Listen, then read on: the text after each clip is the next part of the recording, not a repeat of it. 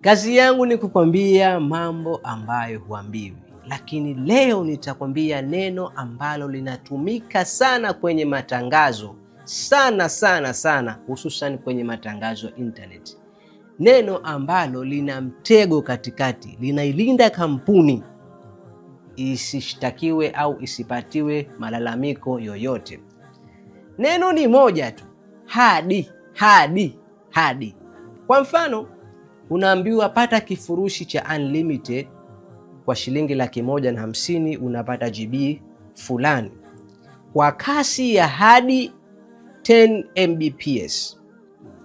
Ni kweli ukiunganisha unapata hizo MB, au kama pata internet bila kikomo, ni kweli unapata bila kikomo. Lakini kwa hadi Mbps 10, ya maana yake kwa spidi ya hadi 10, ukiambiwa neno hadi maana yake haina uhakika, au ukiambiwa neno hadi haizidi hapo. Kwa hiyo unapoambiwa pata internet kwa hadi Mbps 10, yani spidi ya hadi Mbps 10, hiyo kasi haitozidi 10, lakini inaweza kushuka chini ya 10, ikawa 1, ikawa 2, ikawa 3, ikarudi tena 1, ikawa 2.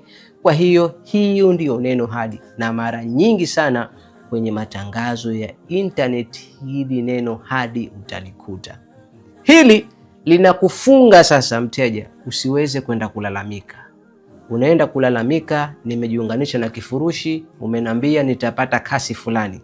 Utaambiwa tulikwambia hadi, hatukukwambia utapata kasi fulani. Tunaposikiliza matangazo tusikilize vizuri, kuna mitego ya lugha inachomekwa mule. Hii ni Alzenjbary Technology, kazi yangu ni kukwambia mambo ambayo huambiwi.